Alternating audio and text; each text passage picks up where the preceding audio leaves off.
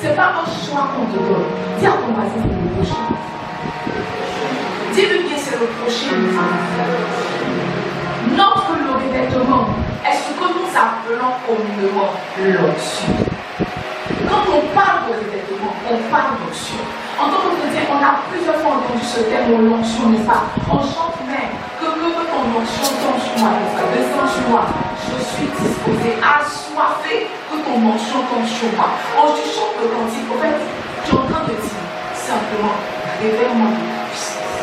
Le revêtement est ce qu'on appelle dans notre jargon l'onction. Quand quelqu'un est point, il est revêtu de la puissance du Saint-Esprit. Luc 4, Jésus dit l'Esprit de Dieu, Luc 4, verset 18, n'est-ce pas? Il dit l'Esprit du Seigneur est sur moi. L'Esprit du Seigneur m'a revêtu, n'est-ce pas? Parce qu'il m'a point. Quand le Saint-Esprit vient sur toi, quand le Saint-Esprit te révèle, la prochaine étape, ce que ça enfante, ce que ça produit, c'est l'onction. C'est l'onction.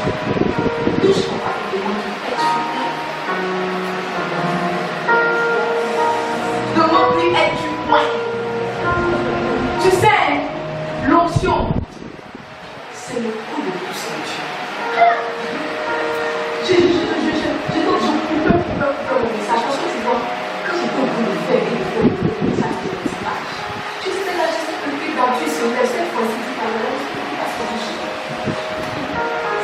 dis pas, comment couper, je me suis rendu compte que mes aïe, je suis le passé.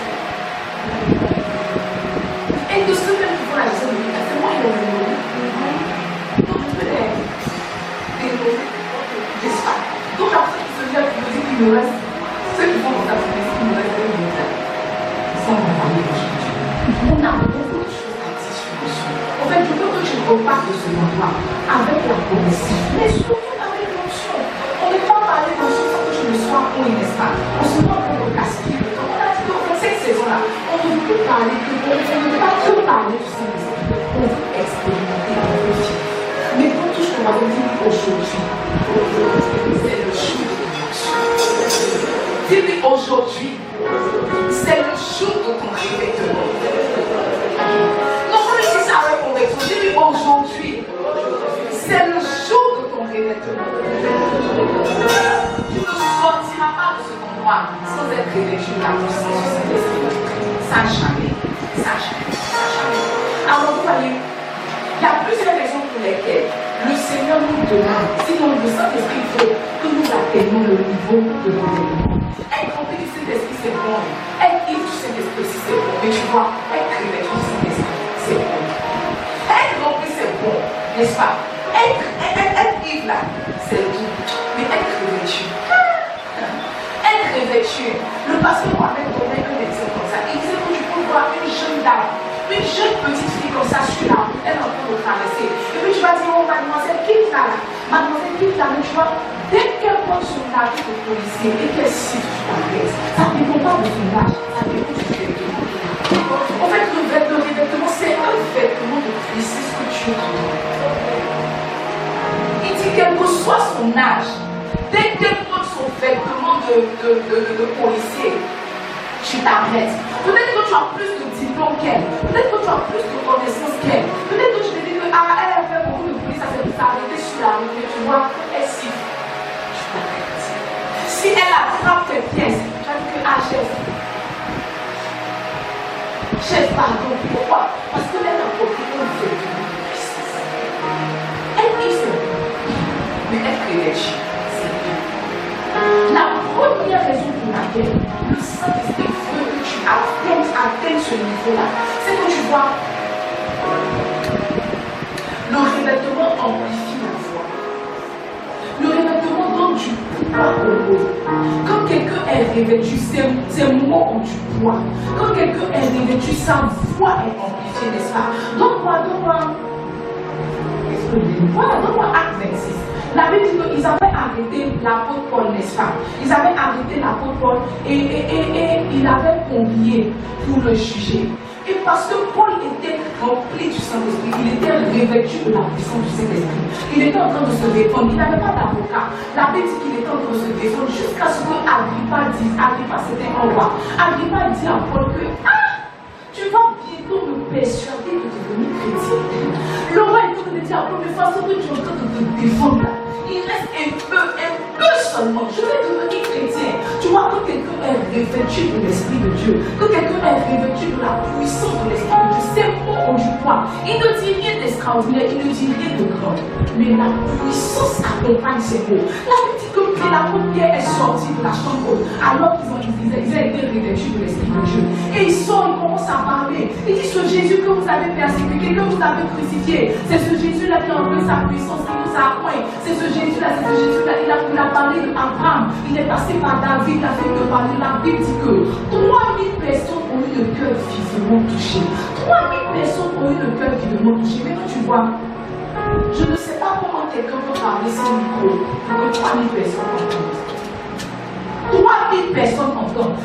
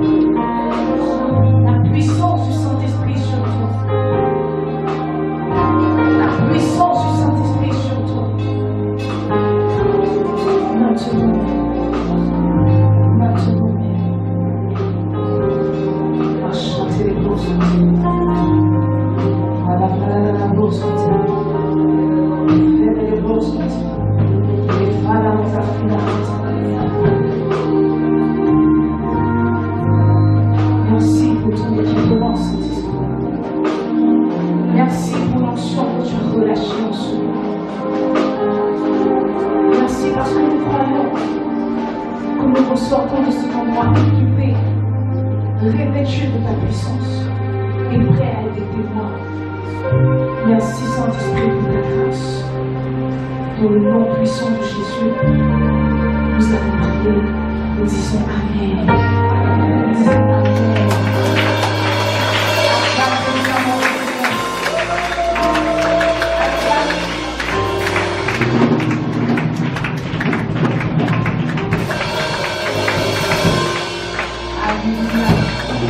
Assieds-toi dans sa présence.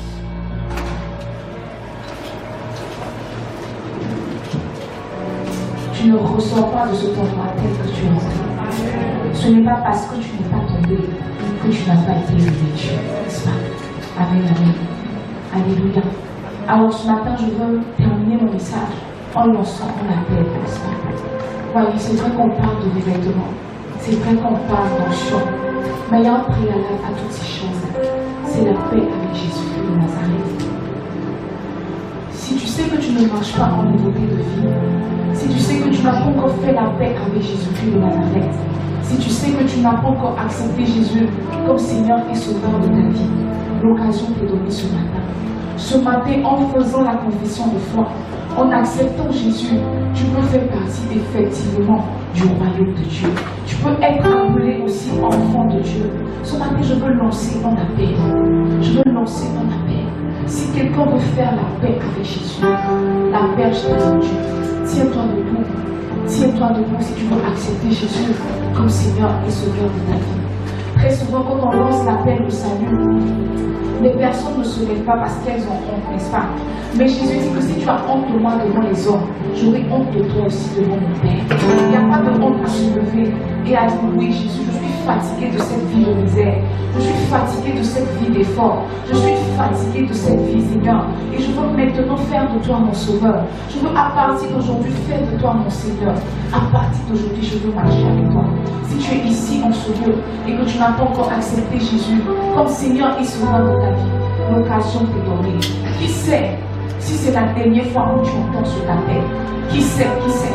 Personne ne souhaite mourir, mais il se trouve qu'on meurt tous. On ne sait pas comment, mais on finit tous par mourir. Ce matin, fais la paix avec Jésus. L'occasion t'est donnée. Si tu veux accepter Jésus, n'aie pas honte, n'aie pas de crainte. On est tous passés par là.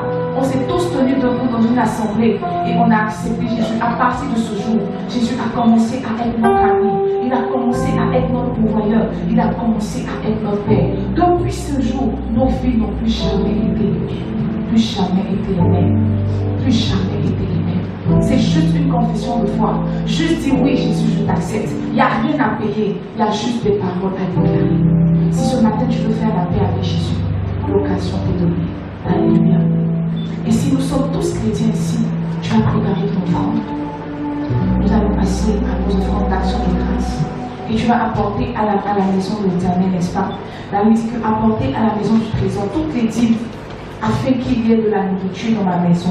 Chaque fois que quelqu'un est en train d'apporter une offrande à l'Éternel, il est en train de soutenir l'œuvre de Dieu. Il est en train de permettre à l'évangile de s'étendre et de s'exporter ça et là. Nous préparons nos offrandes.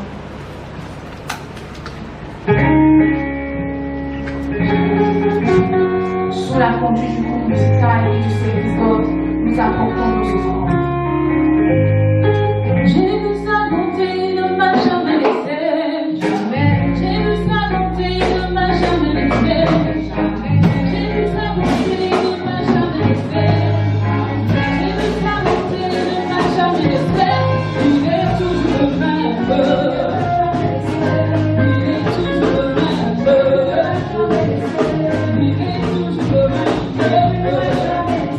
Oh, il est toujours le même.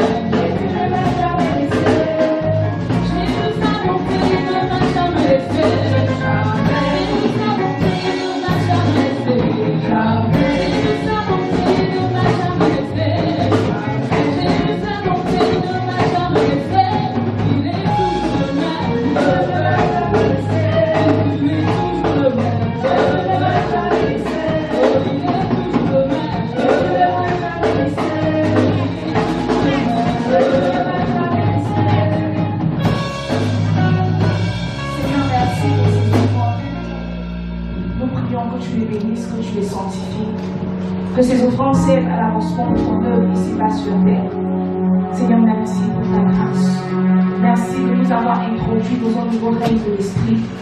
Nous prenons ces offrandes, Seigneur, et nous scellons ces choses pour le nom précieux de Jésus-Christ de Nazareth. Amen. Alors, je vais demander à tous ceux qui sont baptisés par immersion, c'est-à-dire plongés dans l'eau, de se tenir debout. Nous allons prendre la Sainte Seine ce matin. Nous allons prendre le repas du Seigneur. C'est une recommandation de notre Père, n'est-ce pas? Il nous a dit chaque fois que vous vous réunissez, faites cela en mémoire de moi.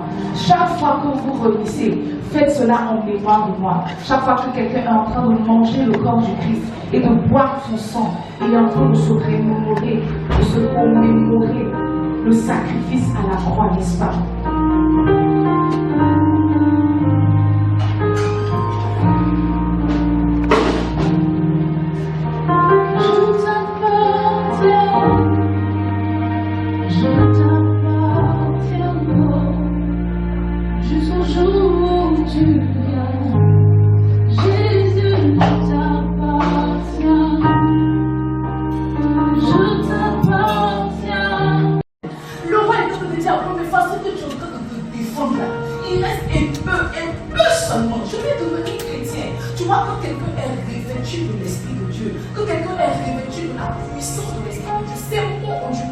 Il ne dit rien d'extraordinaire, il ne dit rien de grand.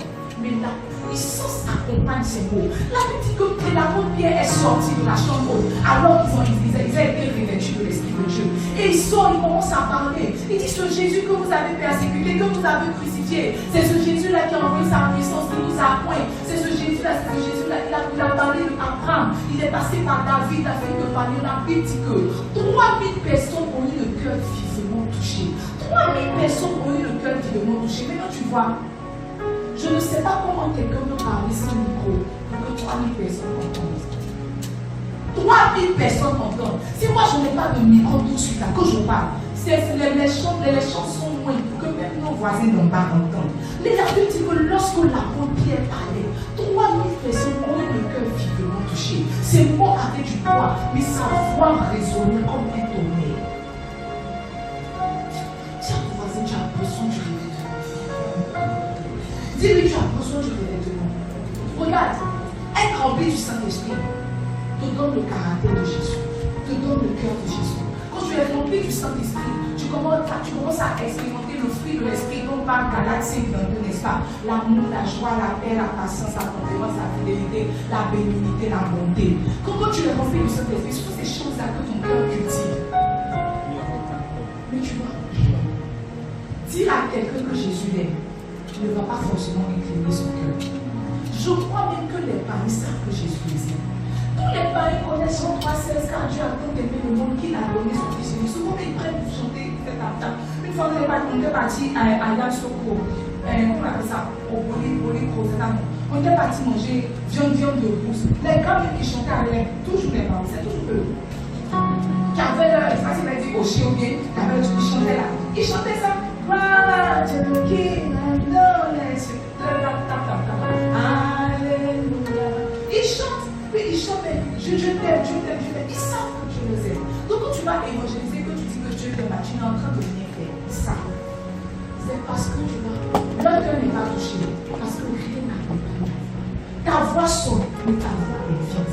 Tes mots sont entendus, mais tes mots sont faibles, tes mots ne parlent pas. Tu as besoin de réveiller. L'amour ne change pas les cœurs. L'amour ne change pas les cœurs. Ce qui change les cœurs, c'est la puissance qui accompagne les actes. C'est la puissance qui accompagne le temps. La première raison pour laquelle le Saint-Esprit veut que tu sois revêtu, c'est pour que tes mots et ta voix aient du poids. La deuxième raison, c'est que seul le revêtement détruit les œuvres des ténèbres. La Bible nous dit que l'onction brise le jour.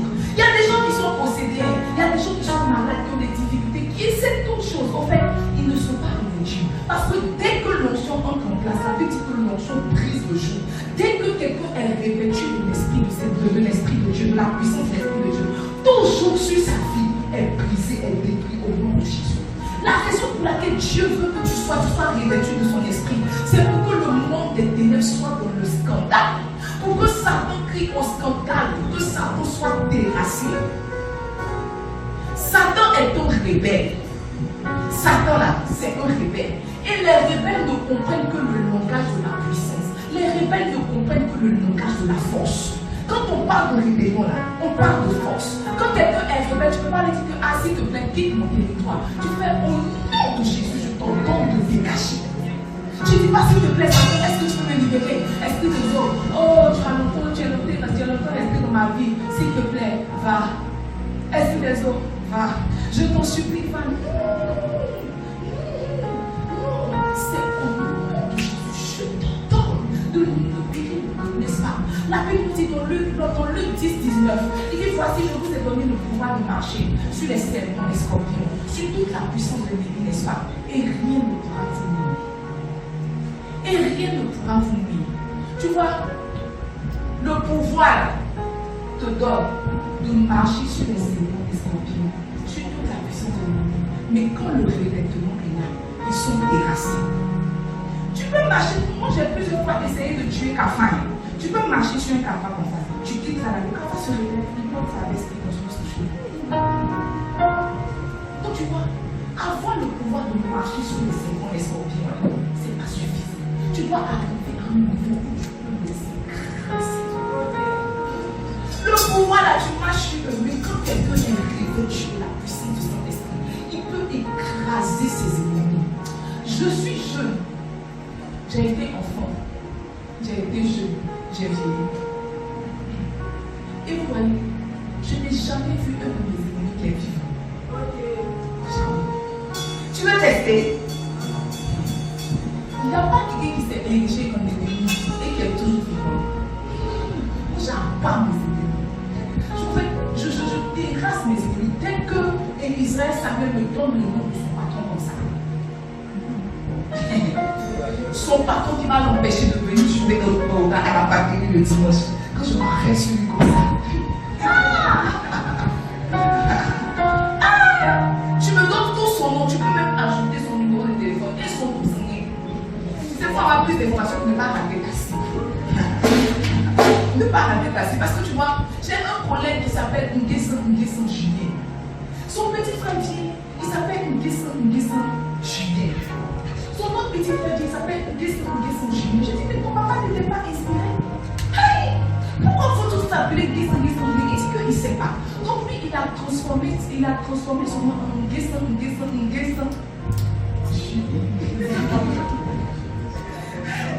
Toute sa famille s'appelle Nguessan Julien. Je pouvais lui comprendre. Nguessan Julien. Donc dès que je suis son patron s'appelait Nguessan Julien, je suis dans les pays, oh, ils sont les combattre mon collègue.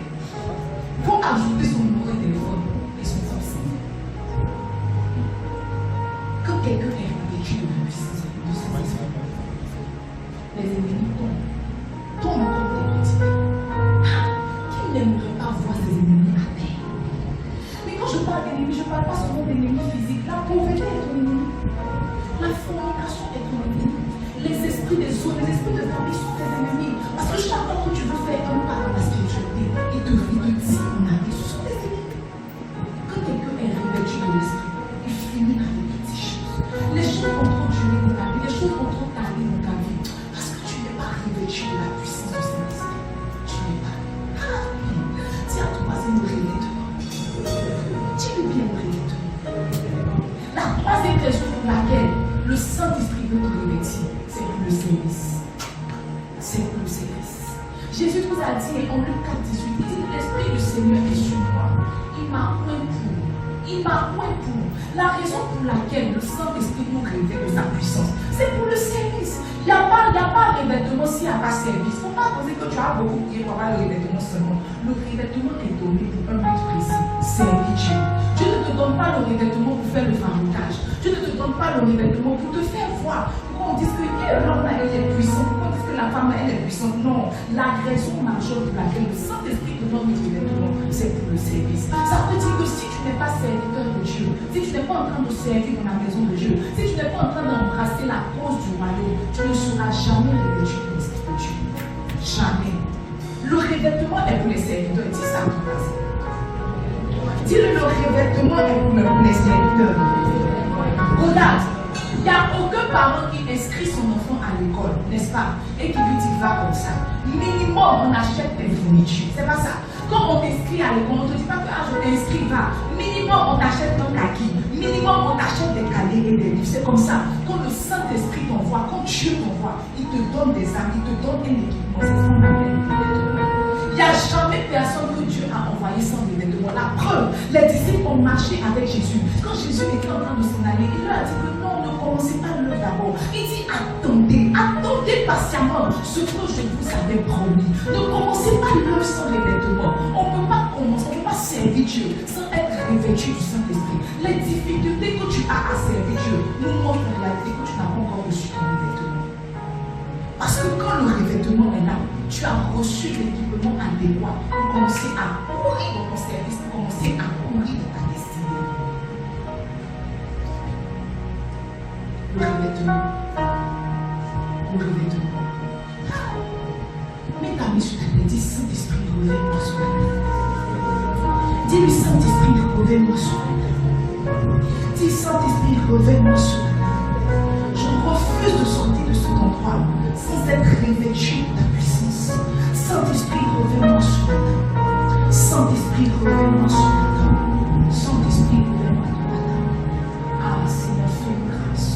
Fais une grâce sur la table. Fais une grâce.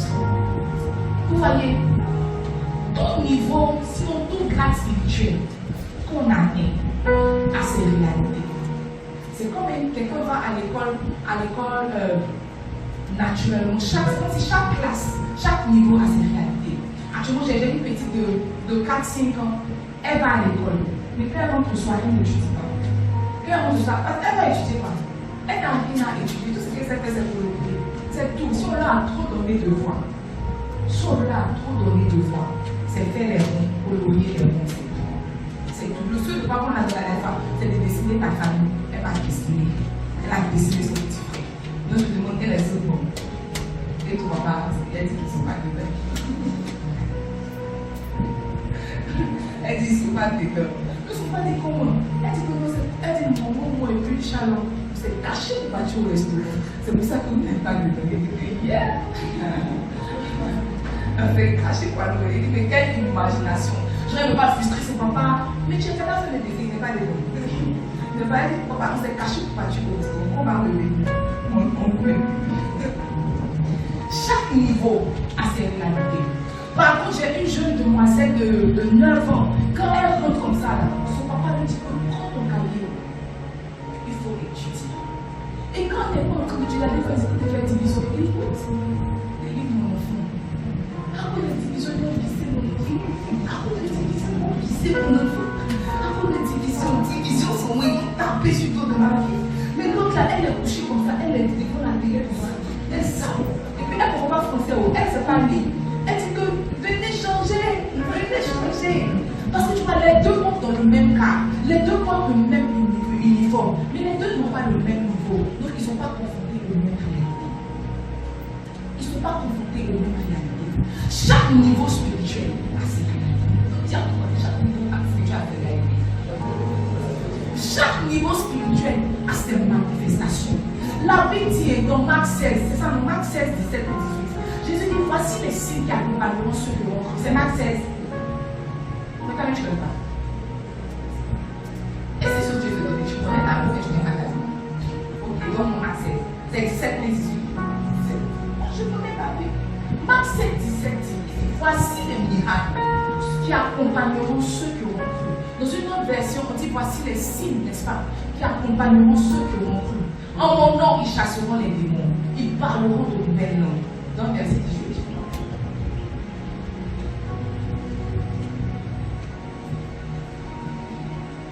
Ils saisiront des serpents. S'ils boivent quelques breuvages mortels, il ne leur fera point de mal. Ils imposeront les mains aux malades et les malades seront guéris. Ça, ce sont les signes qui accompagnent ceux qui ont cru en Jésus, ceux qui sont devenus chrétiens, ceux qui sont devenus disciples. Quand quelqu'un est disciple, voici ce qui l'accompagne. Ça là, c'est bien. C'est tout. Parce que bon, tu peux déjà saisir serpent. Est-ce que dans ta vie, il y a des serpents? En Bijan, il dit là, c'est quel serpent tu as saisi? Il dit que tu as rejeté. Donc c'est bien. C'est un autre truc. Tu peux saisir des serpents, on peut t'empoisonner, tu ne vas pas mourir. n'est-ce pas? Tu peux imposer les mains aux malades, quelques malades seront guéris. Ça là, le niveau là, ça c'est le niveau de mal de tête, n'est-ce pas? J'ai un peu de courbature, tu imposes les mains et puis les personnes sont guéries. Donc ce sont les petits, ce sont les signes, je ne veux pas dire petits parce qu'il n'y a pas de petits miracles, il n'y a pas de petits signes. Ce sont les signes qui accompagnent ceux qui sont disciples, ceux qui ont cru. Maintenant tu vois, il y a des manifestations aussi qui accompagnent ceux qui sont revêtus de l'Esprit de Dieu. Et les manifestations qui accompagnent ceux qui sont revêtus de l'Esprit de Dieu, on les appelle les dons spirituels. Quand quelqu'un est revêtu de l'Esprit de Dieu, il commence à manifester des dons qu'on appelle dons spirituels. On les appelle dons spirituels parce que ces dons-là ne sont pas nés avec ces dons-là. C'est le Saint-Esprit, quand il les revêt, il les équipe de ces dons-là. Donc, 1 Corinthiens 12, verset 4, la Bible dit qu'il y a diversité de dons. Ça veut dire que quand le Saint-Esprit vient sur toi, quand le Saint-Esprit te revêt, ça se manifeste de différentes manières. Il dit qu'il y a diversité de dons, mais le même esprit. Laisse-moi. Merci Saint. Il dit qu'il y a la diversité des ministères, mais le même Seigneur. Diversité d'opérations, mais le même Dieu qui opère tout en tous. Or, à chacun est donné, à chacun la manifestation de l'esprit est donnée pour l'utilité commune. En effet, à l'homme est donnée par l'esprit une parole de sagesse. Quand quelqu'un est revêtu de la puissance de Dieu, le premier don spirituel qu'il peut manifester, c'est la parole de sagesse. La parole de sagesse, c'est quoi? Tu rencontres quelqu'un, que la personne vient te rencontrer, et puis la personne t'explique un petit problème, et puis tu trouves la parole juste, le mot juste. La personne ne peut pas consoler, la personne repart avec une solution. La parole de sagesse. À un autre est donnée la parole de connaissance. C'est par la parole de connaissance qu'on dit que toi, tu t'appelles Léna, tu as 14 intestins, un est penché, un autre est droit, l'autre est courbé. Ça, c'est la parole de connaissance. Quand tu leur donnes ton numéro de téléphone, tu dis que il est point, oui, il est point. Mais ce qu'il manifeste là, on appelle ça la parole de connaissance. La parole de connaissance parle de ton présent et de ton passé. Et qu'un homme de Dieu peut parler de ton passé, il dit que quand tu étais jeune, tu montais sur un figuier. Pendant que tu es monté sur le figuier, tu es tombé, et puis tu es quelqu'un qui là-bas. Parce que ce jour-là, tu es dans mon monde. Il n'y a pas une femme qui a dit, tu es quitté là-bas ou bien. Tu ne te rappelles pas? Tu ne te rappelles pas de la traîne. L'homme de Dieu est en train de manifester la parole de Dieu. Tellement elle est étonnée. Elle dit que, mais tu es quitté là-bas ou bien. Tellement il était dans son passé, il naviguait dans son passé. Quand tu es revêtu de l'Esprit de Dieu, il se pourrait que tu manifestes. C'est nettement mieux qu'attraper un cerveau. Je vais vous parler de ça. À un autre est donné la parole de connaissance selon le même esprit. Verset 9. À un autre, la foi. Il y a la foi normale qu'on manifeste, ce que Jésus a demandé, la foi comme un grain de sénévé. Et puis il y a la foi des foi. Quelqu'un qui peut voir un mort et puis dire que ce mort-là va ressusciter. Le don de foi, il y a des personnes qui manifestent un don de foi extraordinaire. Tu devrais, c'est comme par exemple l'archibishop Benson Idahosa. C'est pas ça. Il a entendu son pasteur prêcher que voici les signes qui accompagneront ceux qui auront cru. La Bible dit qu'il s'est levé. Dès que le pasteur a prêché, il s'est levé. Il est parti chercher un mort pour prier pour lui ressusciter. Si ça, c'est pas le don de foi, c'est pas le don de foi. Il a cherché. La première fois qu'il a prié, le mort n'est pas ressuscité. Il est reparti dans la présence de Dieu. Il dit, mais c'est ce que ta parole a dit. Il a confronté Dieu à sa parole. La seconde fois qu'il avait prié, il dit, pas la Bible, son histoire, elle est vers. Ceux qui comptent son histoire disent que la petite s'est levée, elle a éternué, dépendante dans la salle. Ça, c'est le don de foi. Parce que tu vois, je sais ce qui va me remettre comme on n'est pas avoir l'idée d'aller prier pour le mort. Mais moi, mon cas, mon cas est le train de le faire. En fait, en tout cas, je n'ai pas l'ambition. Moi, il veut disparaître d'abord. Peut-être qu'il va avoir le don de foi pour ressusciter les morts. La Bible dit qu'à un autre, on a parlé de la parole de sagesse, la parole de connaissance, on a parlé de la foi. La Bible dit qu'à un autre est donné le don des guérisons. Très souvent, on se trompe, on dit le don de guérison. Ce n'est pas le don de guérison, c'est le don des guérisons. Parce que Dieu estime que les guérisons, il y en a plusieurs, n'est-ce pas? Jésus a dit, l'Esprit du Seigneur est sur moi, parce qu'il m'a oint pour guérir les cœurs brisés. Très souvent, quand on parle de guérison, toi, tu penses directement à quelqu'un qui avait mal au dos, tu as prié son dos, c'est redressé. Non, la guérison des cœurs en fait partie. Donc, le don des guérisons, quelqu'un qui rencontre, sa vie est mélangée. Dès que la personne rentre dans ta présence, sa vie commence à retrouver, à rentrer dans l'autre. C'est un don de guérison. se manifester comme ça peut se manifester aussi par la guérison, même la guérison des maladies. Donc très souvent, quand on dit à quelqu'un, tu as le don de guérison, et puis fait comme ça, c'est seulement c'est son ignorance. Parce que la guérison, c'est pas que ta main qui tombe par les prier chez les malades de chute. Non, la guérison, c'est plus que ça, c'est plus large que ça, n'est-ce pas?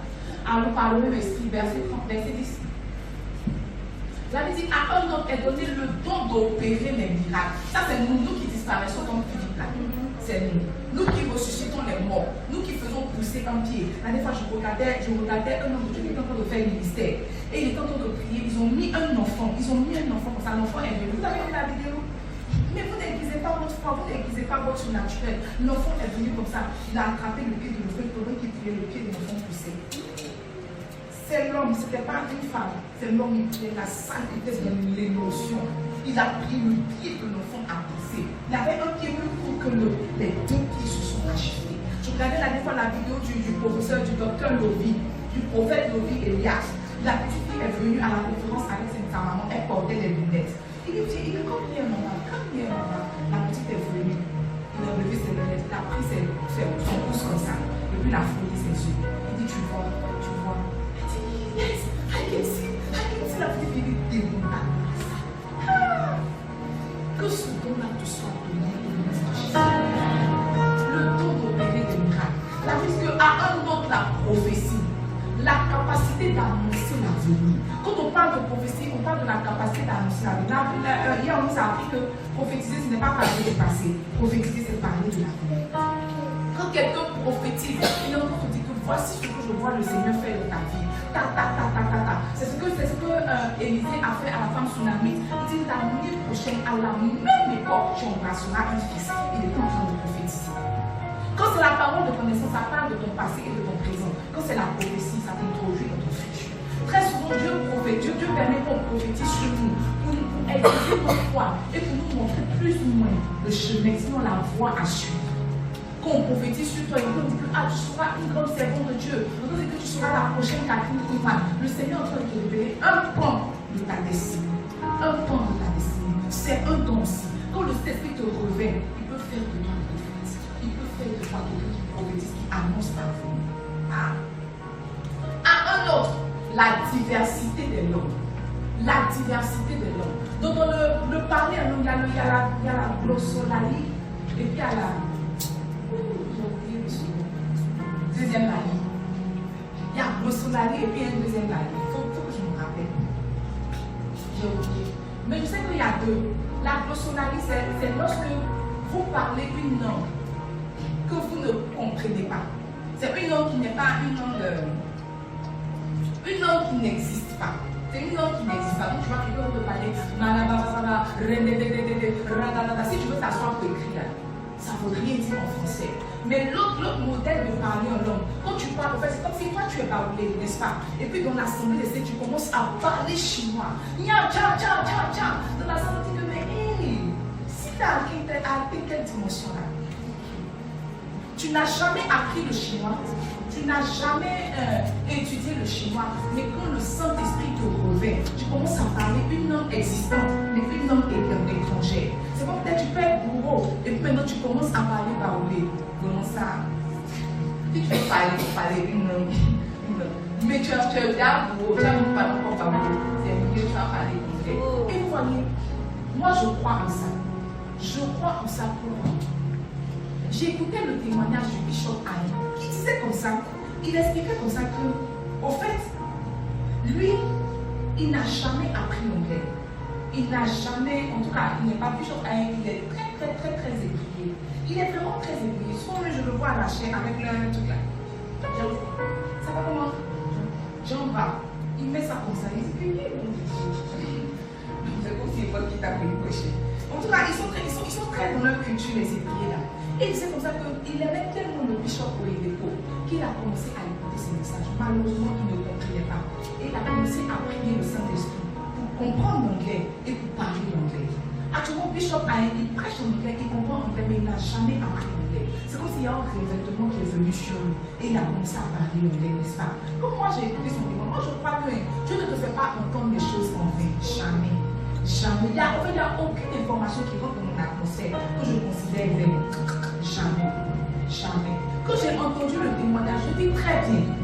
Je suis partie le faire une fois. Je dis que, ah, Bishop, ce que tu as pris chez Bishop pour les dépôts là, très bien, je suis venue contre toi. Je lui ai fait une demande. Je dis que moi aussi, je veux écouter et comprendre. Je veux écouter les messages en anglais. Parce que très souvent, vous êtes limité dans votre connaissance de Dieu. Parce que vous ne comprenez pas l'anglais. Les bishops qui prêchent en anglais, à mon sens, ont beaucoup plus de mystère que ceux qui prêchent en français.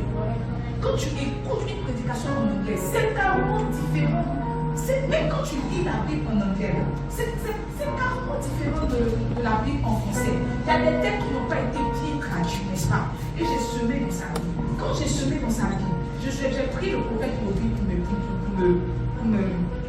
m'inviser, n'est-ce pas? Parce que c'est un très bon prophète. J'ai commencé à écouter ses enseignements. Sincèrement, au début, je ne comprenais pas. Donc je mettais les sous-titres pour comprendre. Arrivé à un moment, j'ai commencé à me sentir un peu plus à l'aise, n'est-ce pas? Je mettais plus de sous-titres. Maintenant, là, je parle anglais, je lis anglais, et j'ai écouté les messages en anglais. C'est un revêtement qui fait ça. Au lieu de partir payer un cours d'anglais, combien? Viens, je vais payer pour toi. Tu seras revêtu du Saint-Esprit, tu vas parler anglais. Et je vais donner l'argent, moi je t'ai à moi pour être aux États-Unis. N'est-ce pas? Pour nous sentir dans une atmosphère hivernale. Parce que dans mon un autre avion, c'était des langues, n'est-ce pas? Donc tu sais, le parler en langue même, c'est un autre. Sinon, il y a une dimension du parler en langue qui est donc. Il y a une dimension du parler en langue qui est ici. À un autre, l'interprétation des langues. Donc, ça veut dire qu'il y a quelqu'un qui peut parler en langue. Et puis toi, tu es assis, tu vas comprendre ce qu'il est en train de dire. Il y a quelqu'un qui peut être en train de parler chinois dans l'assemblée. Et puis toi, tu es assis à gauche, tu reçois l'interprétation. Interpréter, ce n'est pas traduire. Interpréter, là, c'est tirer le sens de la chose et relâcher. Traduire, c'est mot par mot. L'interprétation des langues, c'est comme une fois on était ici et il y avait la prière des serviteurs, n'est-ce pas? Et puis il y a lui qui est en train de prier en langue. Et puis, dans sa prière, j'ai eu une interprétation en français. Elle criait au secours, aide-moi au secours. Donc après, je l'ai fait venir. Je dis que pendant que tu priais là, ton parler en langue, tu es en train de dire, tu es en train d'appeler au secours. Parce que tu vois, quand tu parles en langue, tu ne comprends pas ce que tu dis. N'est-ce pas? Quand tu parles en langue, tu ne comprends pas ce que tu dis. Et je ne comprends pas même quand on donne un sujet de prière et puis les gens parlent en langage, je ne comprends pas. Parce que quand tu parles en langage, tu ne sais pas ce que tu dis. Qu'est-ce que tu veux de prier pour le sujet dont on a dit de prier? On dit prions pour la personne de Dieu, là, peut-être que tu veux prier pour la guerre en Irak. Non, on ne fait pas. Quand on dit de prier pour la personne de Dieu, tu pries en français. Seigneur, nous avons besoin de toi. Nous te voulons. Quand on donne un sujet, c'est mieux de prier en français. Parce que quand tu pries en langue, on ne sait pas ce que tu prononces. Toi-même, tu ne sais pas ce que tu prononces. Parce que l'apôtre Paul nous a dit que celui qui parle en langue a l'intelligence terrible. Quand tu parles en langue, ton intelligence ne marche, ton intelligence ne fonctionne pas. Ne fonctionne pas. Donc à un autre est donné l'interprétation des langues. C'est tout. Je crois que c'est tout. La Bible dit qu'un seul et même esprit opère toutes ces choses, les distribuant à chacun comme il veut. C'est le Saint-Esprit. Quand le Saint-Esprit te revêt, il te donne un ou plusieurs dons. Moi, je crois que la parabole des talents est relative au don spirituel. Parce que tu vois, la dit que quand il le met par terre, il a donné à certains 5. Il a donné à d'autres 2. Et puis à d'autres à qui il a donné 1. Ça veut dire que tu peux être ici, quand le Saint-Esprit va te revêtir, tu n'auras qu'un don. Il y a d'autres qui peuvent manifester 4 dons. Il y a d'autres qui peuvent manifester 5 dons. Selon que le Saint-Esprit distribue. N'est-ce pas? Selon que le Saint-Esprit distribue. Dis Amen. Dis Amen. Amen. Dis Amen. Amen. Amen. Amen. Amen. Amen. Amen. Donc, les dons spirituels sont la manifestation du revêtement de la puissance du Saint-Esprit. Qui ici manifeste un don spirituel? Dans ce qui est cité. Qui ici manifeste un don spirituel? Personne. Personne. Derrière qui? Ça c'est discipliné. On ne sait pas qui manifeste. Qui ici manifeste un don?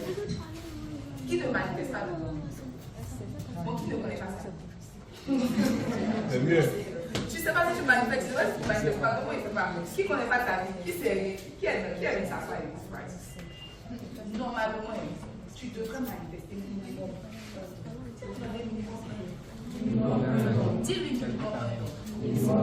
Alors, je veux partager avec toi, n'est-ce pas, quelques vérités relatives au révèlement de la puissance de Dieu, quelques vérités relatives à l'onction. La première vérité que je veux que tu notes, c'est que tout commence par le Saint-Esprit. Ça, je veux que tu écris en rouge. Tout commence par le Saint-Esprit.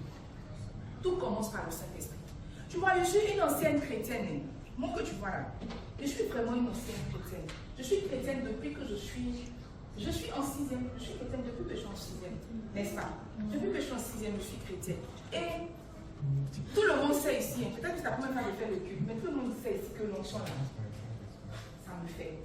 Tout le monde sait que l'onction, j'aime l'onction. Je prie pour l'onction. Je veux nager, c'est-à-dire que je veux vivre même dans l'onction. C'est avec une piscine qui s'appelait l'onction. Elle est restée là-bas pendant 3 ans. J'aime l'onction. Et vous voyez, dans mon parcours, sinon dans ma quête de l'onction, j'ai fait beaucoup d'erreurs. J'avais toujours cru, quand j'étais plus jeune, que l'onction était le résultat d'impactation. J'ai toujours cru que tu pouvais aller vers un homme de Dieu et puis lui faire une semence et puis avoir son onction. Du jour où tu ressuscites tes morts, moi je viens te faire une semence, tu souffles ma fontanelle, en même temps quand je me retourne, je pourrais ressusciter un mort. J'ai toujours cru que c'est comme ça que ça fonctionnait. Mais tu vois, à mesure que j'ai grandi dans la connaissance des choses spirituelles, à mesure que j'ai grandi dans ma relation avec le Saint-Esprit, je me suis rendu compte, sinon j'ai réalisé que tout commence avec le Saint-Esprit. Le Saint-Esprit est la source de l'onction. Le Saint-Esprit est le catalyseur de l'onction. Si quelqu'un veut être revêtu de la puissance du Saint-Esprit, ça commence par une relation avec le Saint-Esprit. En fait, l'expérience que j'ai faite, c'est pour te montrer que tu ne peux pas quitter d'un niveau lambda pour atterrir directement au revêtement. Non. Tu es d'abord rempli du Saint-Esprit. Quand on parle de remplissage du Saint-Esprit, on parle d'une relation d'intimité, on parle d'une relation d'amitié. Et c'est de ces choses-là que découle un certain revêtement. Tu ne peux pas accepter Jésus aujourd'hui. Ça peut se faire, mais c'est vraiment très rare. Tu ne peux pas accepter Jésus aujourd'hui, puis du jour au lendemain, toi tu es revêtu de la puissance de l'Esprit. Alors que nous, on est là, on est dans le game depuis, on n'a pas encore dit ça, on a encore fini. Tout part d'une relation avec le Saint-Esprit. Tout commence avec le Saint-Esprit. Tout s'entretient avec le Saint-Esprit. Et tout finit par le Saint-Esprit. Si quelqu'un veut être revêtu de la puissance du Saint-Esprit, la chose à faire, c'est de commencer à avoir une vie d'amitié, une vie d'intimité avec le Saint-Esprit. C'est ce que j'ai appris. En tout cas, ma petite expérience, c'est ce que j'ai appris. La Bible dit que quand l'ange est venu parler à Marie, n'est-ce pas, il lui a dit que tu enfanteras un fils. Et le fils là, il va sauver le monde, tout et tout et tout. Mais à Joseph, il a donné le nom du fils. Il a dit, ne crains pas de prendre Marie pour épouse. Parce que l'enfant qu'elle va enfanter, c'est un enfant qui vient de Dieu, tout et tout. Et vous l'appellerez Jésus, n'est-ce pas? Vous l'appellerez Jésus qui veut dire sauveur. Vous l'appellerez Jésus qui veut dire sauveur. Donc Jésus là, il est né Jésus. Jésus est né Jésus. Il a suivi les voies de son père Joseph. Parce que la Bible dit qu'il était charpentier, n'est-ce pas? Mais quand il a été revêtu de la puissance du Saint-Esprit, Christ s'est ajouté à son nom. Christ veut dire point. Quand il dit Jésus-Christ, tu es en train de dire le sauveur vrai. Christ veut dire point. Donc quand quelqu'un est revêtu de la puissance, quand Jésus a été revêtu de la puissance du Saint-Esprit, on a commencé à l'appeler Jésus-Christ. Tout a commencé par le Saint-Esprit. Tout a commencé par le Saint-Esprit. Tu ne peux pas manifester l'onction sans avoir une relation d'intimité avec le Saint-Esprit. Dis à ton voisin, c'est impossible. Dis-lui même, ce n'est pas la chose à faire. Même si Dieu t'en fait grâce, ce n'est pas la bonne manière de faire. Ce n'est pas la bonne manière de faire. Quand tu étais plus jeune et que ta maman te disait de ne pas sortir, tu sautais la voiture, n'est-ce pas, pour aller voir ton chéri là. La bonne manière de faire, c'est que le chéri là, il vient frapper à la porte, il dit que ah maman, c'est moi qui m'achète ta fille, n'est-ce pas? Ça on l'a vu, on le connaît. Mais la mauvaise manière, c'est quand ta maman qui est venue te déposer, puis ta maman tire son feu, ah je suis avec qui? Je dis que c'est mon camarade. Elle le connaît, mais c'est la mauvaise manière. Donc tu peux manifester quelques dons spirituels, tu peux manifester une certaine fonction, mais tu n'as pas suivi le bon chemin. Tu n'as pas suivi. Dis à ton voisin que tout commence par le Saint-Esprit. Maintenant, regarde. La deuxième vérité que je partage avec toi, c'est que l'onction n'est pas l'agitation. L'onction n'est pas l'agitation. Très souvent, quand on parle d'onction, on pense à l'agitation. Écris en rouge que l'onction n'est pas l'agitation. Être point, ce n'est pas être agité. Jamais. Être point, ce n'est pas être agité. Quand j'étais plus jeune aussi,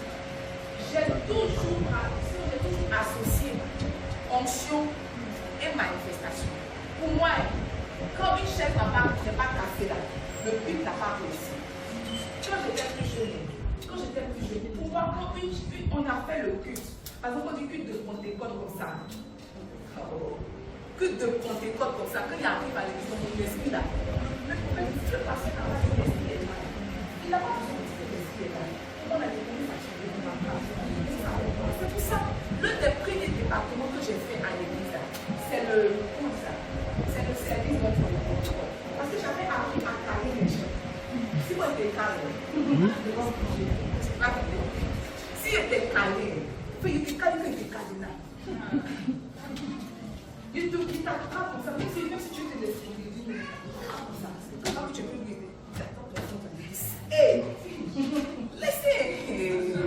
laissez, t'attrape comme ça, n'est-ce pas? On va prier pour toi là. Tu vois que je fais comme ça.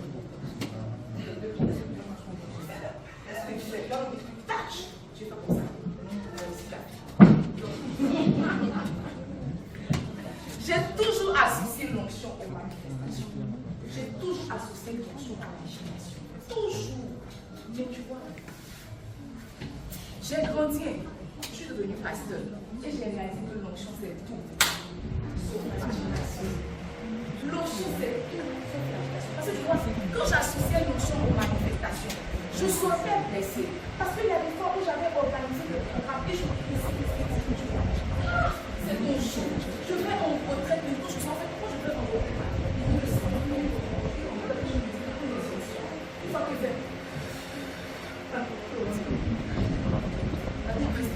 vous allez commencer à me les attraper. Vous allez commencer à me les attraper. Dès qu'ils disent que c'est vous, je te mets ça. Donc comment je fais ça pour plus organiser tout ça? Vous allez commencer à me les attraper. Vous allez commencer à me les servir. Les personnes qui veulent être saisies. Quand je ressors d'un temps comme ça,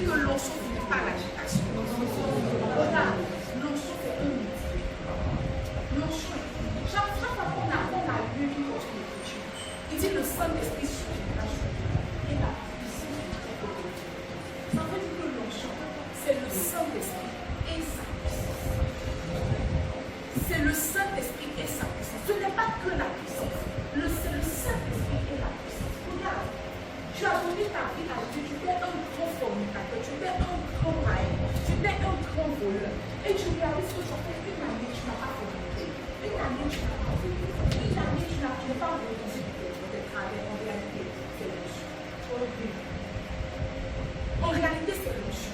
C'est pas parce qu'il y a pas de manifestation qu'il n'y a pas d'onction.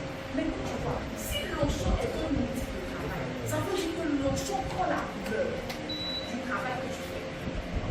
L'onction prend la couleur du travail que tu fais. Regarde, si tu n'es pas appelé à un ministère de puissance, il sera difficile que tu pries et que les pieds poussent. Normalement, généralement, ceux qui prient et qui manifestent par une onction de puissance, c'est ceux qui ont un ministère de puissance. Toi, tu as un ministère pour guérir les cœurs brisés. Dis-moi comment est-ce que guérir un cœur brisé peut faire guérir la personne. L'onction est un outil de travail. L'onction prend la couleur de ton appel. L'onction prend la couleur de ton travail. Si tu es appelé à un ministère de puissance, quand tu vas déclarer, les gens vont commencer à t'aider. Mais si tu es appelé à un ministère, je ne sais pas, de guérison par exemple, tu vas dire, ah ma soeur, que Dieu te bénisse. Dieu est avec toi. L'onction va accompagner tes mots pour que ta parole que tu donnes va guérir son cœur. Donc quand tu dis que Dieu est avec toi, Dieu te confirme. La personne n'est pas obligée de tomber, n'est-ce pas? La personne n'est pas obligée de tomber. Donc elle dit que l'onction prend la couleur de ton appel. L'onction prend la couleur de ton appel. Ça veut dire que ton appel peut te révéler quel type d'onction tu vas manifester. Et l'onction que tu manifestes peut te révéler l'appel que tu as. Très souvent, les gens disent que non, moi je ne connais pas mon appel. Moi je ne sais pas ce à quoi je suis appelé. Mais en réalité, Les petites choses que tu manifestes sont un indicatif de ce à quoi Dieu t'appelle. De ce à quoi Dieu t'appelle. Par exemple, j'ai quelqu'un à qui les gens viennent par exemple facilement pour t'expliquer leurs problèmes. Et quand tu leur donnes une petite réponse, une petite solution, elles repartent vraiment, elles sont consolées. En fait, c'est un indicatif qu'il se ferait que tu aies un don de parole de sagesse. La parole de sagesse ne fait pas tomber. La parole de sagesse peut-être donne une solution. La parole de sagesse conforte les cœurs. La dit que quand Salomon a donné deux femmes prostituées sont venues par Salomon par rapport au fils qu'elle avait perdu, parce qu'un était mort. Il a dit que Salomon a donné une solution, une parole de sagesse. Et il a dit par exemple que quand on coupe l'enfant en deux, la mère de l'enfant a dit non, ne le coupez pas. Et puis l'autre a dit coupons-le, n'est-ce pas? Et Salomon a dit que c'est celle qui a dit ne le coupez pas qui est la mère de l'enfant. Il a résolu le problème, n'est-ce pas? Il n'y a aucune d'elles qui est tombée. Marie a été point du Saint-Esprit, mais elle n'a pas fait pousser de pied. Élisabeth a été point du Saint-Esprit. Elle a dit que l'enfant même qu'elle portait était point depuis le sein de sa mère. Et elle n'a jamais guéri un malade, n'est-ce pas? Donc l'onction prend la couleur de ton appel. C'est en fonction de ce à quoi Dieu t'appelle que tu manifestes une certaine onction. Tout le monde ne va pas faire pousser de pied, mais tout le monde peut être bon. Tout le monde ne va pas chasser un démon, mais tout le monde peut être bon. N'est-ce pas? Que cela ne te crée pas de frustration au nom de Jésus. Alléluia. La troisième vérité que je veux partager avec toi relativement à l'onction, c'est que l'onction est belle, l'onction est précieuse. Tu vois, je ne connais rien d'aussi beau que l'onction. Je ne connais rien d'aussi précieux que l'onction. L'onction est d'une beauté sublimissime. L'onction est belle. Je dis que l'onction est belle à cause de ce qu'elle apporte dans la vie des personnes. Regarde, à diplôme égal, l'onction fait la différence. À appel égal, l'onction fait la différence. À ministère égal, l'onction fait la différence. Tu vois, tu peux être sorti du même ventre avec quelqu'un. Le même jour, la même heure. Vous êtes peut-être jumeaux, mais l'onction va vous distinguer, l'onction va vous différencier. L'onction est belle, dans ce sens que quand elle touche la vie de quelqu'un, tu ne peux pas reconnaître la personne. L'onction rend beau, l'onction rend particulier, l'onction rend spécial. La dernière fois, quand on est parti au stade pour la clôture des 21 jours de mon père spirituel, regarde, je tourne mon cou, je ne vois pas la foule. La foule à perte de vue. Tu tournes à droite, tu vois la foule à perte de vue. Mon père spirituel est un petit monsieur. Une fois, je lui ai offert une chemise taille S. Il dit, ma fille, S est trop grande pour un XS. C'est un petit monsieur. Mais tu vois, l'onction l'a rendu tellement beau. L'onction l'a rendu tellement beau. Je n'ai jamais vu mon père spirituel en train de parler une langue mystérieuse. Tout ce qu'il faisait. C'est tout son parler en langue qui est là. Mais tu vois, dans ce petit tu vois le mouvement des sangs dans la salle. Alors que nous, on est là.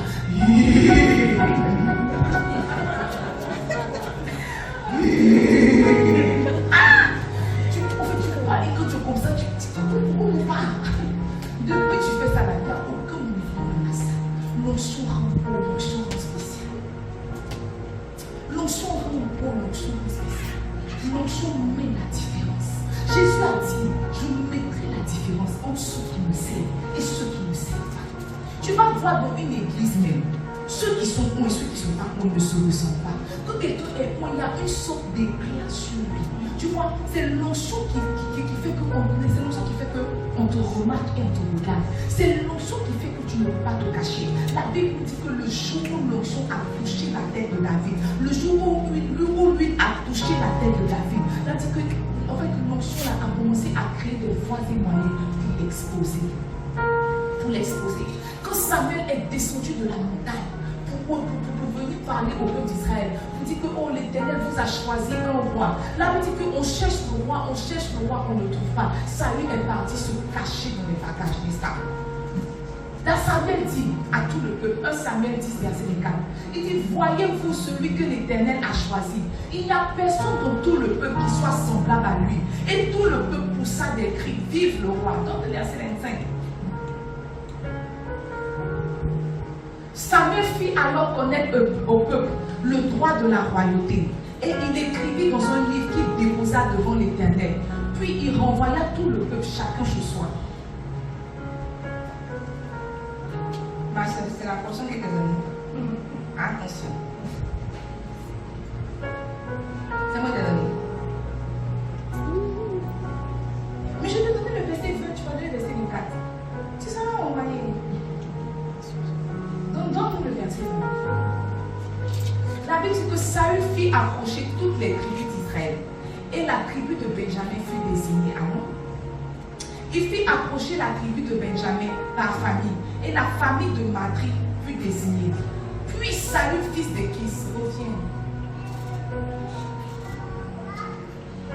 Puis Saül, fils de Kis, fut désigné. On le chercha, mais on ne le trouva point. Regarde, quand quelqu'un est loin, il ne peut pas se cacher. Quand quelqu'un est loin, il ne peut pas se cacher. C'est comme si le revêtement vient avec une sorte de lumière, une sorte d'exposition. La Bible dit qu'on n'allume pas une lampe pour la mettre en bas de la table. Dieu ne te revêt pas pour te cacher, jamais. On cherche Saül, on ne le voit pas. Dans le prochain verset, la Bible dit qu'on consulta de nouveau l'Éternel. Y a-t-il encore un homme qui soit venu ici? Et l'Éternel dit, voici, il est caché, il n'est pas caché. On cherche Saül pour le désigner roi. Dieu dit au peuple et à Samuel que Saül que vous cherchez là, il est caché dans les bagages. Allez le faire sortir pour l'exposer. Il n'y a personne que Dieu oint qui reste caché. Quand tu vois un homme en train d'être exposé, c'est un homme que Dieu a revêtu de sa puissance. Tu aimes les yeux de fou, tu aimes te faire voir. Il ne faut pas lutter le micro. Il ne faut pas lutter, voilà. Il ne faut pas lutter. Va chercher l'émotion. On va te voir jusqu'à... Même quand tu seras en train de te cacher dans les bagages, Dieu va nous dire que c'est là-bas que tu es. On va aller te chercher pour t'exposer. Pour t'exposer. L'onction va nous dire. Dis l'onction est une belle chose. La troisième vérité, je parle ta quatrième, je parle avec toi, c'est que l'onction capacite. L'onction rend capable. L'onction donne la force, l'onction donne la capacité. Quand quelqu'un est loin, il peut tout faire. Quand quelqu'un est loin, il peut tout faire. Il faut écrire en rouge. Quand quelqu'un est loin, il peut tout faire. Quand quelqu'un est loin, il peut tout faire. Il peut tout faire.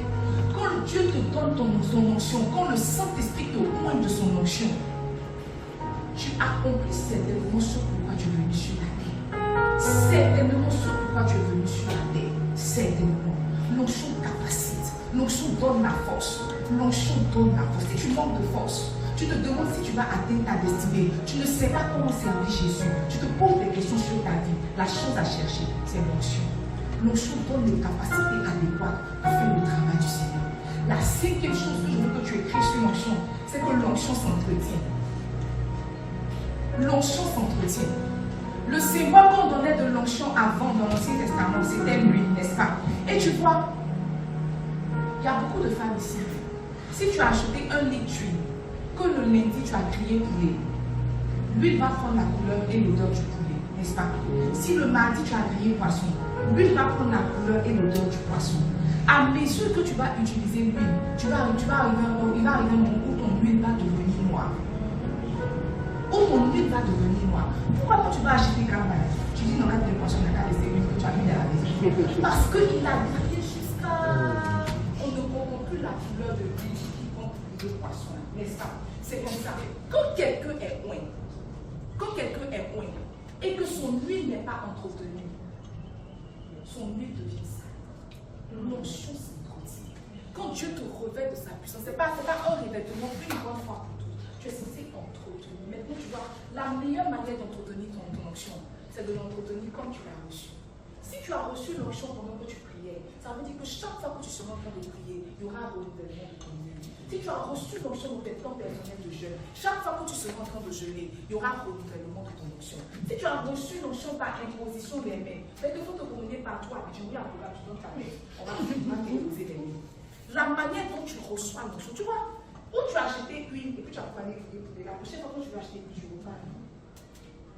Il n'y a personne qui va acheter huile à la banque. Huile, là, on vend ça à la banque. Il n'y a personne qui va à la banque pour payer à vie. À la banque, là, c'est l'argent qu'on vend. Donc, tu vois, si tu veux l'onction, il y a un endroit où tu trouves l'onction. Dès que tu trouves l'onction là-bas, c'est là-bas que tu vas acheter ton onction. C'est à ton voisin que l'onction s'entretient. Elle s'entretient par la qualité du temps que tu passes avec Dieu dans sa présence. La qualité du temps que tu passes dans la présence de Dieu est déterminante pour entretenir ton onction ou pas. L'onction s'entretient aussi par la qualité de ta vie de jeûne. Je ne connais pas quelqu'un qui ne jeûne pas qui est bon. Je ne connais pas.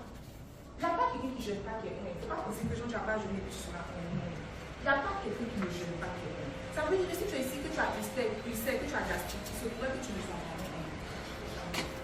L'onction est à la jeûne. L'onction est à la prière. L'onction est à la consécration. N'est-ce pas? Maintenant, tu vois, je ne peux pas te laisser passer. Si on te dit comment est-ce que tu peux faire pour être bon. Voilà. Qui veut savoir comment être bon? Qui veut savoir comment être bon? Qui veut savoir comment être bon? Ma soeur, donne-moi Acte 1, verset 4. La Syrie nous a 4 aujourd'hui.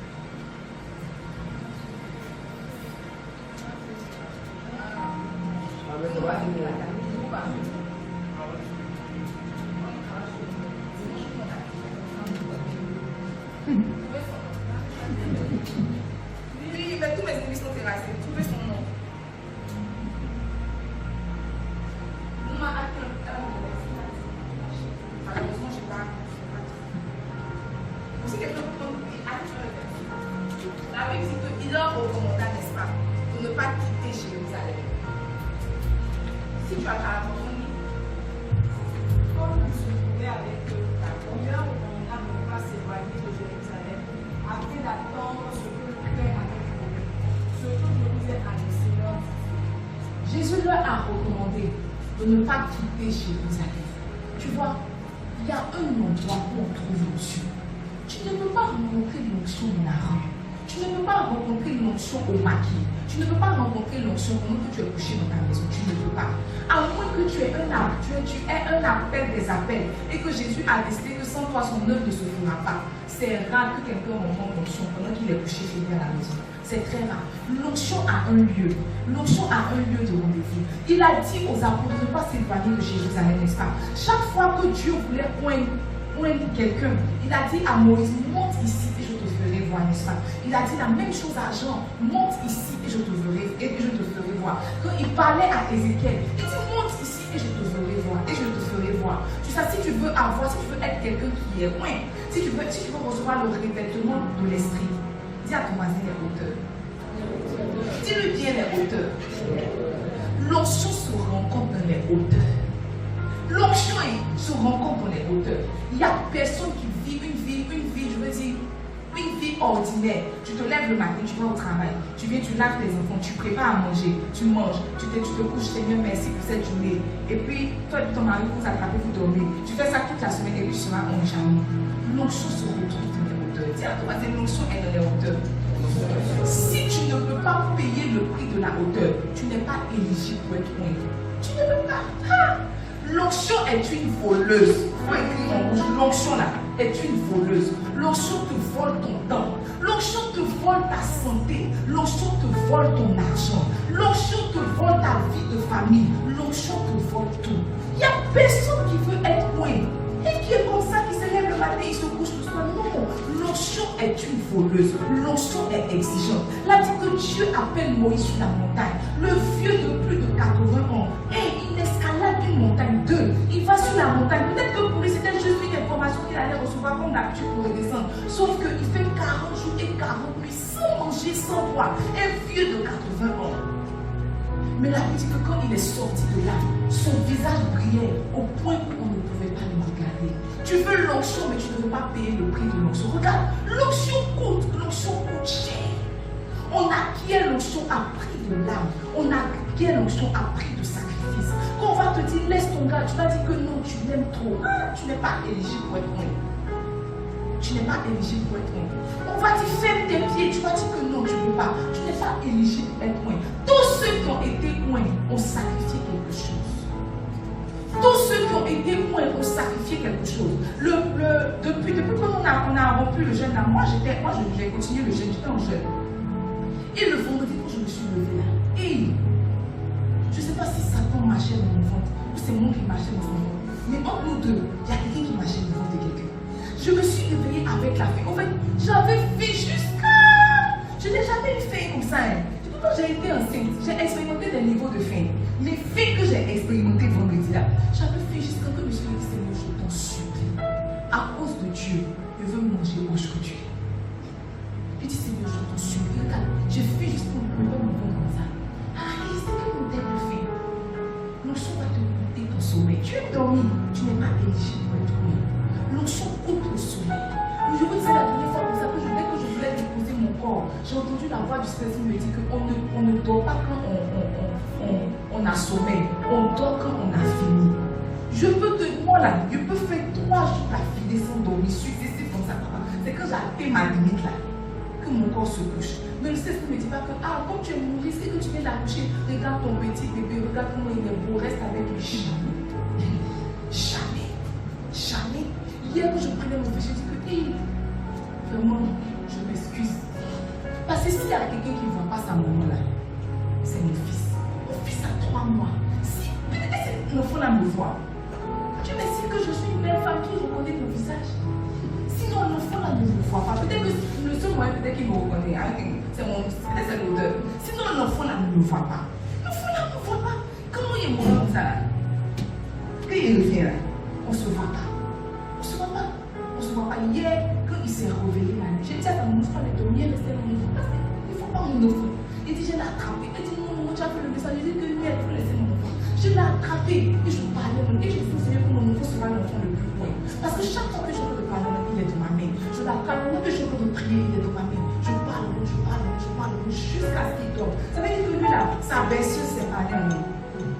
Je l'attrape, je prie. En fait, les seuls moments où je peux passer du temps avec mon fils, c'est le moment où je peux combiner, attraper et puis prier. Non, il ne faut pas mon enfant. Dès qu'on a fini, j'ai accouché 1 mois net, on a fait jeûne 21 jours. Mon lait a arrêté de couler. C'est que mon enfant que tu vois là, il a tété, parce que les premiers mois même, c'est pas bien le lait, n'est-ce pas? Il a tété juste un peu. Mon lait a arrêté de couler. Mon lait a arrêté de couler. Je même quand il met mes seins dans sa bouche, il rit. Genre, ça c'est quoi? Arrête-moi ça. Il rit, l'enfant là rit. Il ne reconnaît pas mes seins, il ne me reconnaît pas. Et moi, mon enfant a pratiquement tête crue. S'il a trop tété 2 mois, mon enfant tête crue. Il boit le lait. Mais pour comment il est gros? C'est mon chien qui fait ça. Il est ma mère honte. L'onction coûte. Est-ce que mes filles ne voient pas? Ne pas de dire, Seigneur, si on dit que l'éducation d'une fille c'est sa maman là, c'est que mes filles ont été libres à Satan. Parce que pour me voir. Je dis, Seigneur, si je ne suis pas là pour les étudier, alors il faut faire le travail d'éducation, n'est-ce pas? C'est-à-dire que le Saint-Esprit est omniscient, omniprésent. Donc il fasse qu'il remplace la femme. Que dit de mon mari? On est là et puis il m'a frappé, il dit, hey, tu pries. L'homme de Dieu, il dit, hey, tu pries. Je m'excuse. Il dit, oui, l'homme de Dieu, je suis dans ma dimension spirituelle. Donc il me dit que, ah, tu es en train de prier. Ma chérie, je suis en train de prier, tu vas pas. C'est un message que je comprends, mais je suis dans la présence de Dieu. L'onction coûte de l'argent. Regarde, mon père, tu sais que dans une année là, il prévoit l'argent des billets d'avion pour aller saluer les pères, pour qu'on souffle sa fondamentaire. Tout ça à cause de l'onction. L'onction coûte, tu ne peux pas décider d'être moi, tu ne peux pas juste dire Saint-Esprit, reviens-moi de ta puissance. C'est pas comme ça, l'onction va te coûter. L'onction va te coûter des relations. L'onction va te coûter, moi, les membres de ma famille, je ne sais pas si on se connaît. Je ne sais pas. Vous dites que j'ai une meilleure bonne visite à ma tante. Je pense que ça veut dire qu'il faut prier. Genre, il y a fête des familles. On se va, tous les enfants flambants, on va faire un brunch. Chaque fois que je vois peut-être 30 minutes, c'est un moment, c'est le moment pour moi de maximiser. Le moment pour moi de maximiser. Hier, quand on est rentré, j'avais fait, je ne sais pas s'il y avait mal aux yeux, s'il y avait mal à la tête, il y avait mal à tout le corps. Je me suis couchée, je dis, il fait comme Jésus, je dis, entre tes mains, je remets mon esprit. Parce qu'il me sentait que je mourrais. Mais je me suis quand même réveillée à 23 heures pour prier jusqu'à 4 heures, pratiquement 5 heures du matin. Pour prier jusqu'à 5 heures du matin. Parce que tu vois, on ne prêche pas que des mots. Jésus dit que mes paroles sont esprit et vie. Dans une prédication, ce n'est pas que des paroles. Il faut que la vie accompagne les paroles. Il faut que l'esprit accompagne les paroles. Mais tu vois, ce qui active l'esprit, c'est la prière. Quelqu'un ne peut pas ne pas prier, tu peux s'arrêter pour prêcher. Peut-être que tu as dit qu'il prêche bien, mais la finalité de la prédication, c'est la transformation transformation des cœurs, la transformation des vies. Tu peux avoir entendu un bon message sans que le message ne t'ait transformé. Tout ça se soutient par la prière. L'onction compte. Faut dire à ton voisin l'onction compte. Faut dire à ton voisin que l'onction compte.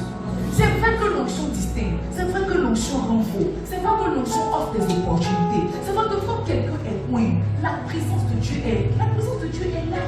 L'équipe, en fait, Dieu est là avec toi. Ce sont les avantages de l'onction, sauf que tu perds beaucoup. Quand quelqu'un commence à dire que je vais servir Dieu avec toi, il commence à te donner des paragraphes. Il dit, ton mari va te persécuter. Parce que je vais te demander beaucoup. Dieu me demande beaucoup. Je vais te demander beaucoup. Ton mari va te persécuter. 2, ta famille va dire qu'il te voit plus. 3, tu vas me donner ton argent pour servir Jésus. Parce que tout ça là, je n'ai pas loué, j'ai payé avec l'argent. Ce n'est pas avec l'onction qu'on paye, c'est avec l'argent. L'onction aussi a des limites. L'argent. Tout ça. Donc quand tu viens là, tu commences à faire parler toi et puis ton foyer. Tu commences à faire parler toi et puis ta famille. Tu commences à me donner l'argent pour servir Dieu. Et puis dès que je te dis go, on s'en va. Si tu n'es pas prêt à faire ça, tu ne peux pas servir Jésus. Tu ne peux pas être fait. L'onction est tout. L'onction est tout. C'est tout de regarder et de me dire que pendant que je suis là, Dieu me dit. Et puis tout le monde crie, non, c'est chic. Quelqu'un vient avec un problème, il y a l'esprit, tu fais l'esprit qui est plus, la personne crie, l'esprit, il est libéré de l'esprit. C'est la plus belle partie de l'onction.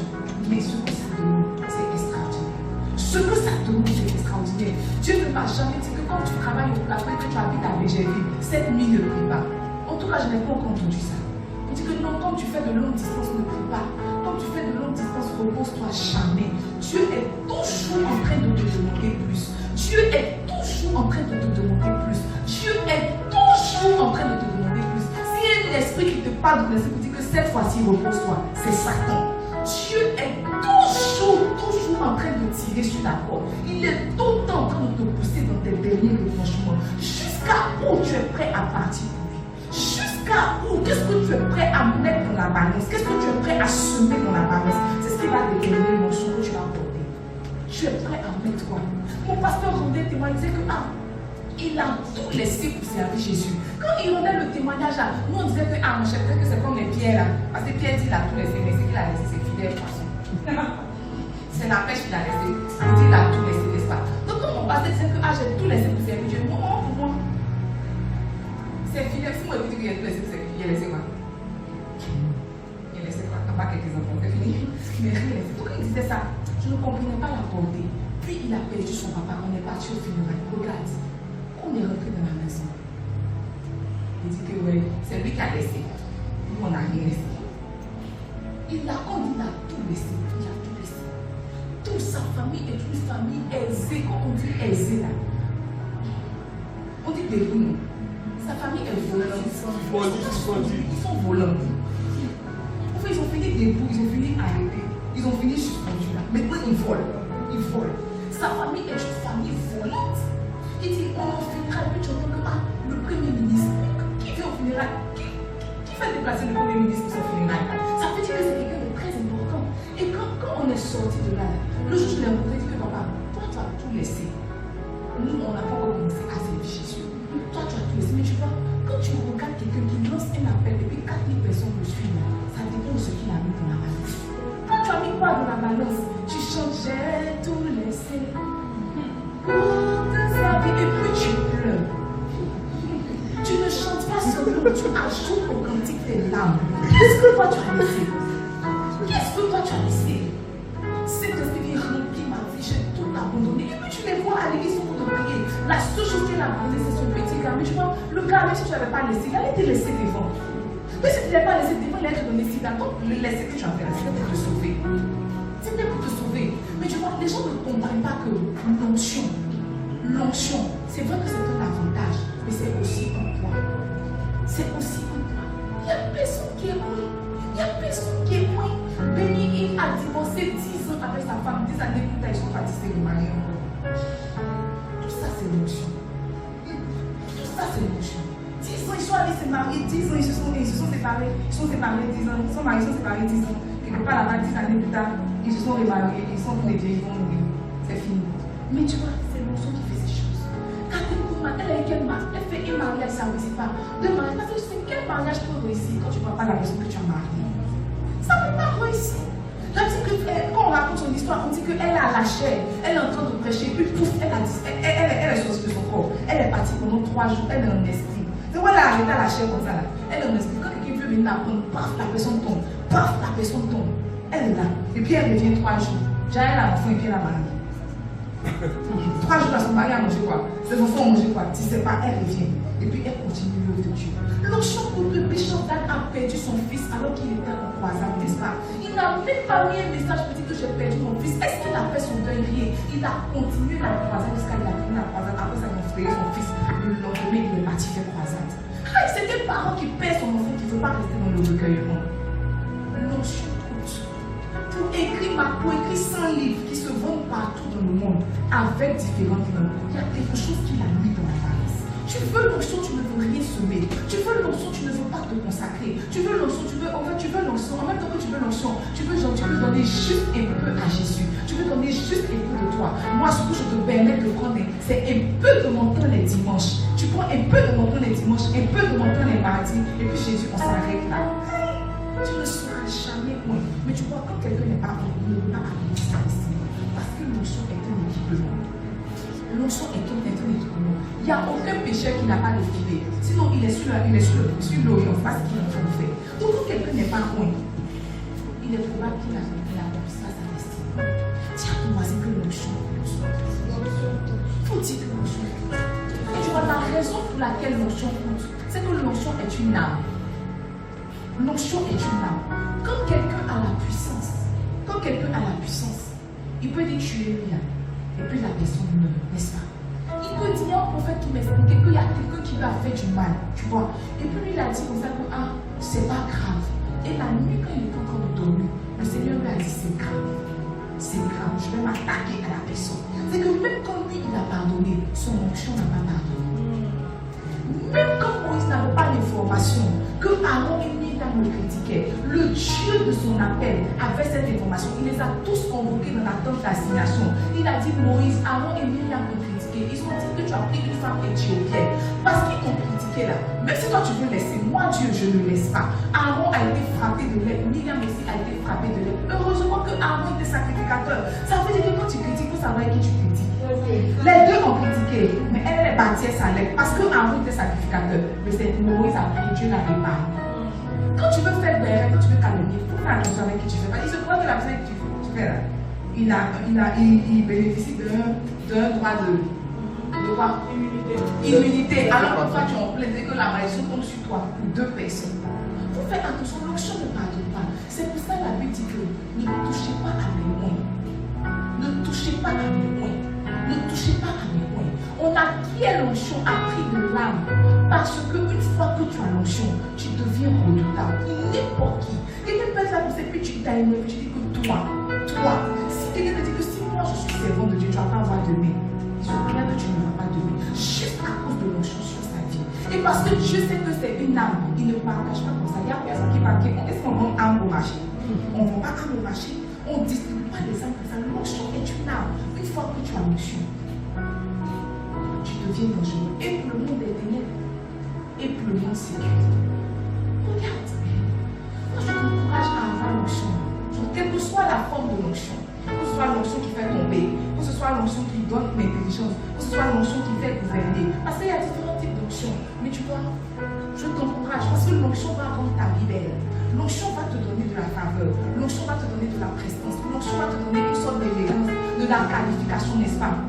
Sauf que il y a les réveils de l'onction. De même que l'onction attire les faveurs, comme ça, l'onction attire le monde des ténèbres. Quand quelqu'un est loin, il se pourrait que la prochaine rencontre qu'il fasse, ce soit Satan. La Bible dit que Jésus, rempli du Saint-Esprit, est parti à la montagne. La personne qui l'a rencontré, c'est Satan. Tous ceux qui sont loin, je ne vais pas dire deal, mais fight avec Satan. D'une manière ou d'une autre. Tu veux l'onction compte. Tu veux l'onction, il se pourrait que Satan soit ton voisin.